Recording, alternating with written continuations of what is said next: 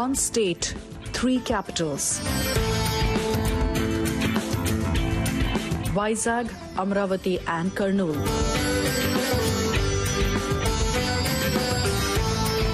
Andhra's capital mess is the biggest election talking point now.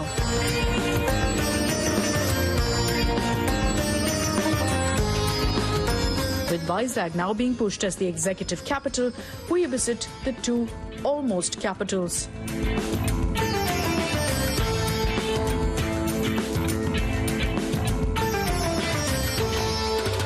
Amaravati and Kurnool.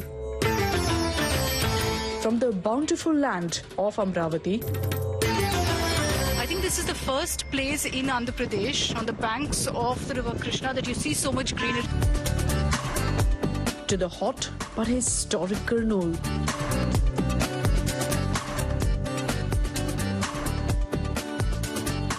Beautiful city of Kurnool.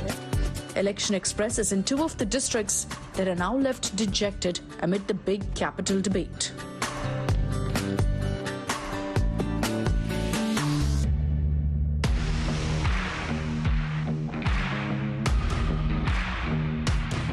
We have a whole lot of ground to cover for this one.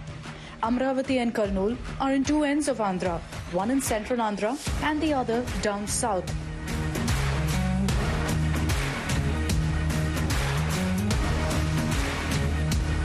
But we do what it takes to get you what the dejected people of these two districts think of Vizag as the executive capital.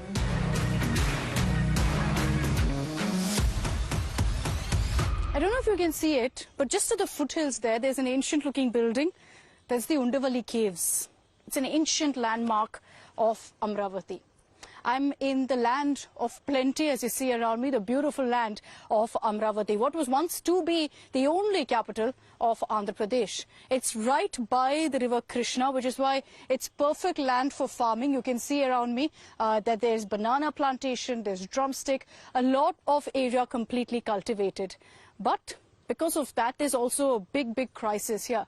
There's strife particularly between the government and the farmers, and that's because of Jagan Mohan Reddy's three capital formula. The farmers here say they feel cheated, say that they want only Amaravati to be the one standing capital because it's got a lot of water, it's fertile, it's beautiful, it's right in the center of Andhra. It's a bountiful land, there's no doubt about that.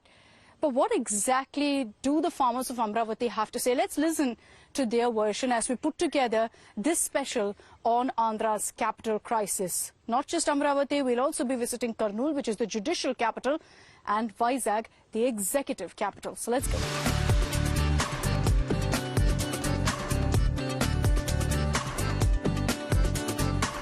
It's a land that's filled with beauty and greenery all around, courtesy the river Krishna.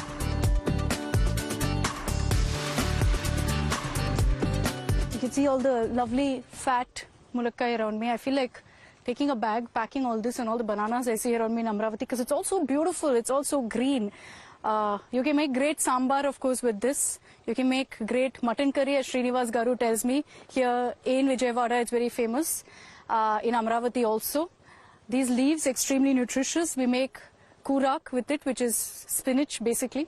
Again, very good. Again, known to be something that a lot of South Indians, not just here, but in Telangana, Tamil Nadu, Kerala, we all use this a lot in our food. So I definitely feel like taking it all in my bag and pushing off, but obviously I can't. So let's go. Let's keep moving and talking to some of the farmers who did all of this hard work. A stone's throw away from Vijayawada, Amaravati was chosen as the capital by Chandrababu Naidu when he was the chief minister because he said it's centrally located and there's water all around.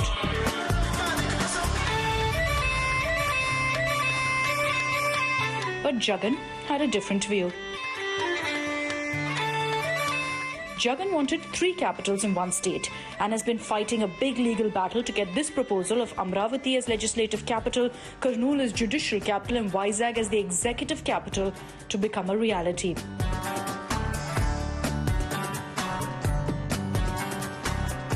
A result of the showdown is that Amaravati is left to the lurch.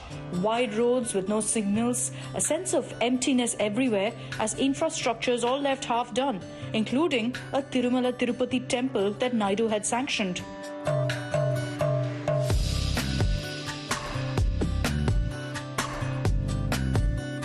everything, in a sense, in the city looks half-baked. And there's a reason for that. Amaravati has essentially paid the price for endless politics that we witnessed. There was Chandrababu Naidu, who was in favor of Amaravati becoming the capital, and then Jagan Mohan Reddy, not so much. So roads are half done. There are no signals, but there are massive highways. You've got a lot of traffic coming in here, courtesy the Secretariat, the High Court, all of which is based here in Amaravati. Just to give you a glimpse of how everything is half-baked, like I said, you take a look at the Secretariat as well.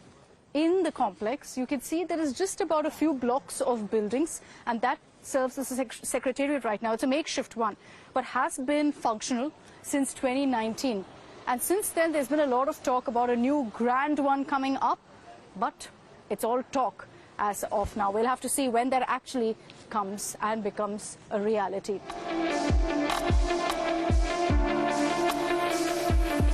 Let's take you now to the farmers of Amaravati.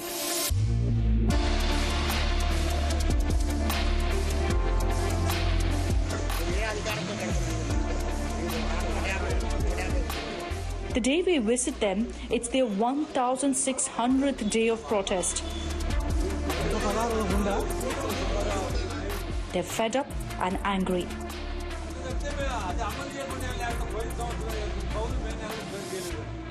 Having given their land to the government with the big capital promise, they're now getting nothing out of the investment.